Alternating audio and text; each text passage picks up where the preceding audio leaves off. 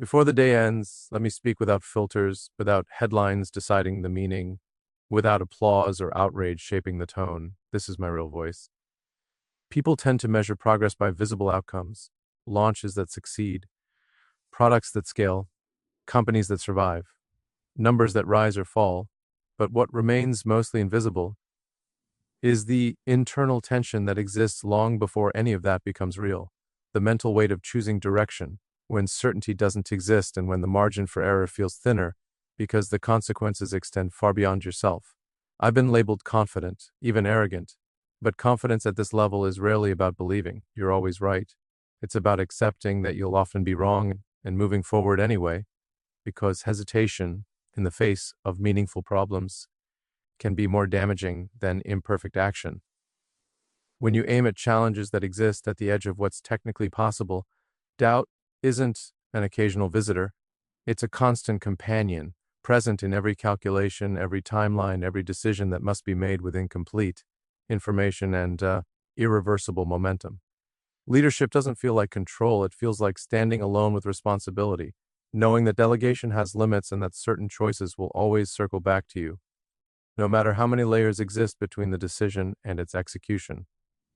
There is a particular kind of isolation that comes from this, not the absence of people, but the absence of shared consequence. Because advice is plentiful, opinions are loud, and judgment is instant, yet the burden of outcome remains singular.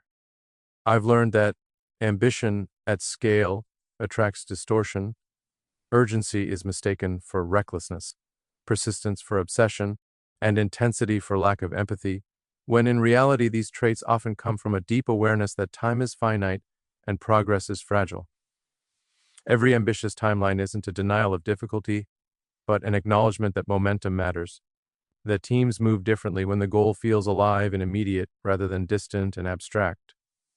Failure, when it happens publicly, is amplified beyond the technical reality of what went wrong, becoming a narrative about character rather than process. But the truth is that failure is not an exception in innovation. It's a prerequisite, and the only real choice is whether you learn quickly enough to justify its cost. People rarely see the nights spent revisiting assumptions, the quiet recalculations after setbacks, or the internal negotiations between pushing harder and pulling back. Because those moments don't fit neatly into stories of triumph or collapse, what's often misunderstood is that risk tolerance isn't about ignoring downside, it's about weighing downside against the cost of inaction, against futures that never materialize because someone decided safety was more respectable than courage. Responsibility compounds with scale, and when your decisions affect livelihoods, ecosystems, or long-term trajectories, the emotional load doesn't diminish with experience. It sharpens because awareness deepens and the stakes become clearer. I've realized that public perception tends to flatten complexity, turning multidimensional choices into simplified judgments, but reality doesn't operate in binaries. It operates in trade-offs where every gain carries a cost and every delay carries its own form of damage. There's an assumption that power insulates you from pressure, when in fact it often intensifies it, because the number of people relying on your judgment grows faster than your certainty ever could. The hardest part isn't criticism, it's the awareness that even well-intentioned decisions can produce unintended outcomes, and that accountability doesn't disappear just because the intention was good. Over time, you stop chasing approval because you realize it's unstable and reactive, and you start chasing coherence, the alignment between what you believe matters and what you're willing to sacrifice to pursue it. That alignment is rarely comfortable because it demands consistency under scrutiny and resilience under misunderstanding, and it often requires choosing long-term value over short-term relief. I don't pretend that every decision is correct or that every path chosen was optimal, but I do believe that stagnation is a quiet threat, one that disguises itself as prudence, while slowly eroding potential. Progress has never been the result of universal agreement. It's been driven by individuals and teams willing to tolerate discomfort, criticism, and uncertainty long enough for evidence to replace doubt. Before the day ends, understand this clearly: beneath the noise, beneath the mythology, beneath the constant interpretation, there is no invincible figure immune to pressure. There is simply a human being choosing again and again to carry uncertainty forward rather than leave it untouched, because the cost of trying feels smaller than the cost of standing still. What people often miss when they talk about innovation is that building something new isn't a straight line from idea to impact. It's a series of collisions between vision and reality, where every assumption is tested not by theory but by physics, economics, human behavior, and time itself. And the further you push beyond what already exists, the more resistance you encounter from systems designed to PR, to serve the status quo. There's a comforting myth that progress naturally rewards effort, but the truth is that progress frequently punishes it first, extracting a toll in the form of skepticism, regulatory friction, financial pressure, and exhaustion long before it ever offers validation.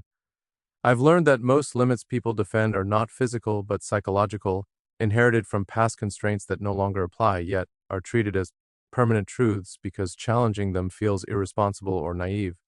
When you try to compress timelines, reduce costs, or rethink fundamentals, you are not just challenging engineering norms, you're challenging institutional memory. And institutions rarely welcome that disruption because it forces them to admit that previous ceilings were choices, not inevitabilities. Risk in this context isn't thrill-seeking, it's the byproduct of refusing to accept inherited assumptions without evidence.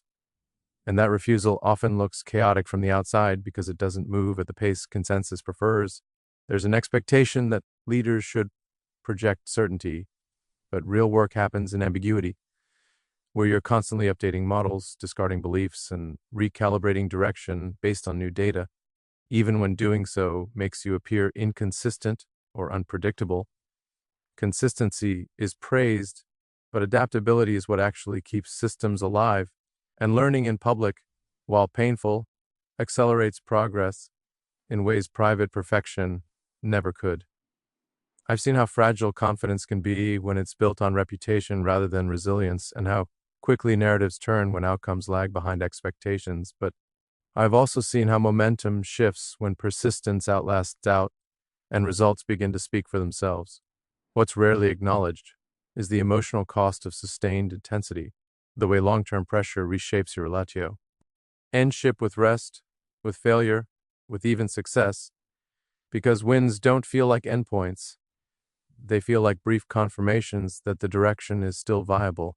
People assume motivation comes from optimism, but often it comes from urgency, from a deep discomfort with how slowly meaningful change happens when it's left to incrementalism and risk aversion.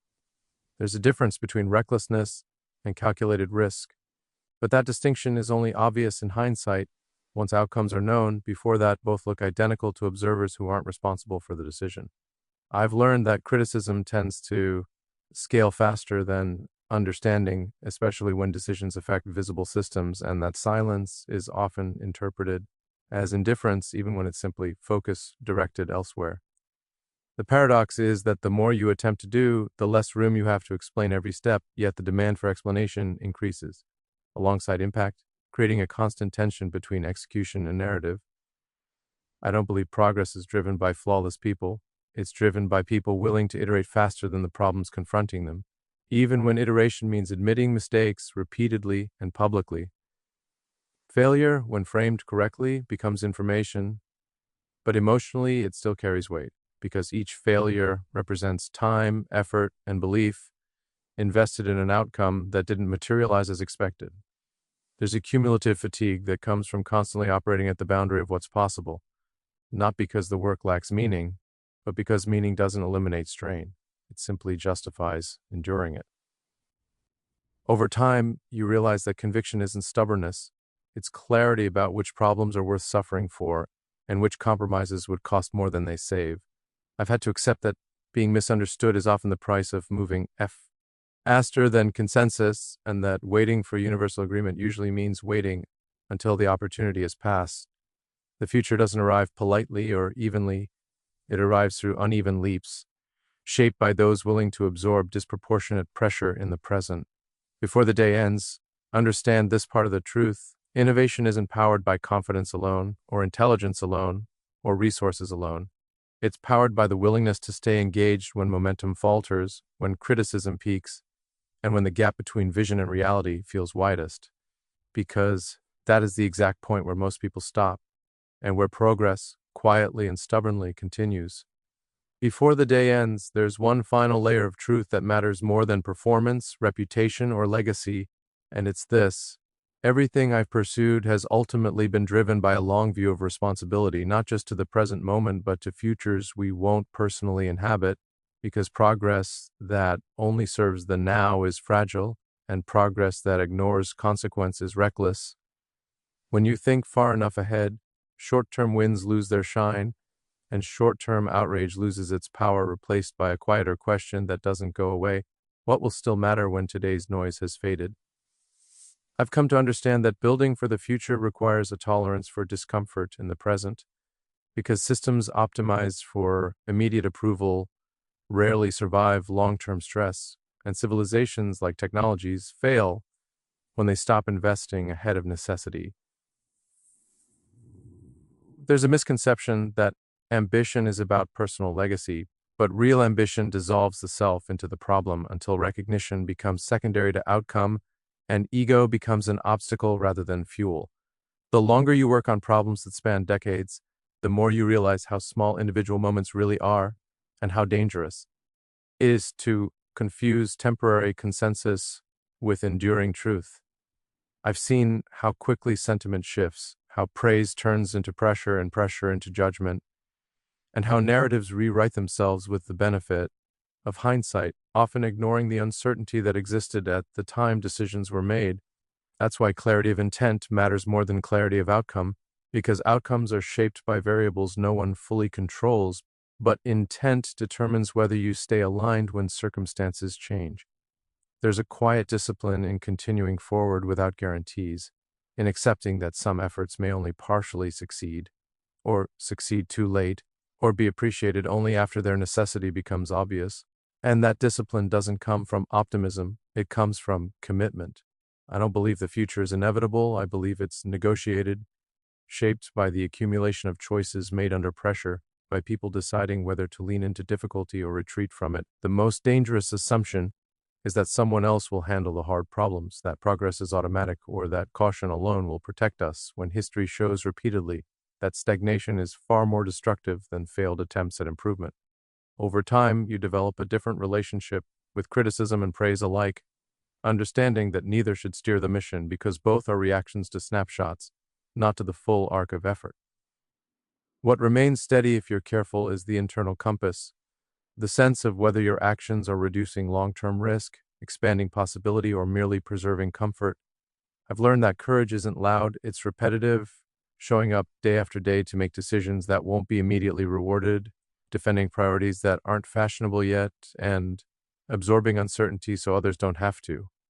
There's humility in acknowledging, that even your best efforts may fall short, and resolve in deciding that they're still worth making because progress has always been uneven, incomplete, and driven by those willing to accept imperfect contribution over passive certainty. Before this day ends, hear this clearly and without interpretation. Beneath the ambition, beneath the controversy, beneath the relentless pace, there is a simple conviction that humanity's future is worth effort, worth risk, worth discomfort, and worth honesty. And whether or not that conviction is universally understood, it's the one thing I won't abandon, because speaking and acting in alignment with it is the only way I know how to use my real voice. Before the day ends, there's a quieter truth that often gets lost behind ambition and consequence, and it's the cost of sustaining belief when the distance between effort and impact stretches longer than anyone expects, because endurance, more than inspiration, becomes the defining requirement of meaningful work. There's a point where motivation stops being emotional and becomes structural, where you no longer rely on excitement or validation to move forward, but on systems, habits, and an internal commitment that doesn't fluctuate with public sentiment.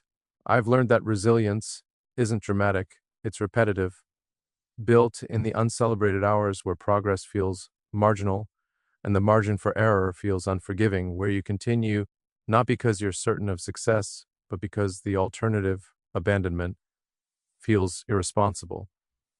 Time changes how you view urgency. It stops being about speed for its own sake and becomes about direction, about making sure that motion is aligned with outcomes that compound rather than collapse under pressure. There's an emotional complexity in holding multiple truths at once, that you can be deeply committed and deeply uncertain, that you can accept criticism without being defined by it, and that you can acknowledge mistakes without allowing them to erase conviction. What rarely gets discussed is how decision-making evolves when you understand that every choice becomes precedent, not just for systems, but for people, shaping cultures of risk tolerance, accountability, honesty that outlast any single result. You begin to see leadership less as influence and more as signal, where what you tolerate, repeat, or ignore teaches others what actually matters, regardless of stated values. That awareness creates its own pressure, because alignment between words and actions becomes non-negotiable, and inconsistency carries downstream effects that are difficult to reverse. I've come to respect the quiet strength of patience, not as passivity, but as the ability to let processes mature without forcing conclusions that aren't ready. Understanding that some outcomes require time not because of inefficiency, but because complexity resists compression. At the same time, patience can't become an excuse for delay, and learning to distinguish between the two is one of the hardest skills to develop, especially when external expectations push for immediacy while internal models suggest restraint. There's a constant negotiation between pushing limits and respecting constraints, between optimism and realism, and that negotiation never resolves. It only evolves as context changes. I've realized that clarity doesn't arrive all at once. It accumulates through exposure, through being wrong and adjusting, through seeing how systems behave under stress rather than how they're supposed to behave on paper. That's why humility matters, not as self-doubt, but as openness to correction, because the future has a way of exposing assumptions faster than any debate ever could. Before the day ends, this is the final layer I want understood. Progress isn't sustained by certainty, charisma, or even intelligence alone. It's sustained by honesty with yourself about why you're doing the work, what you're willing to endure for it, and where you're prepared to change without losing direction.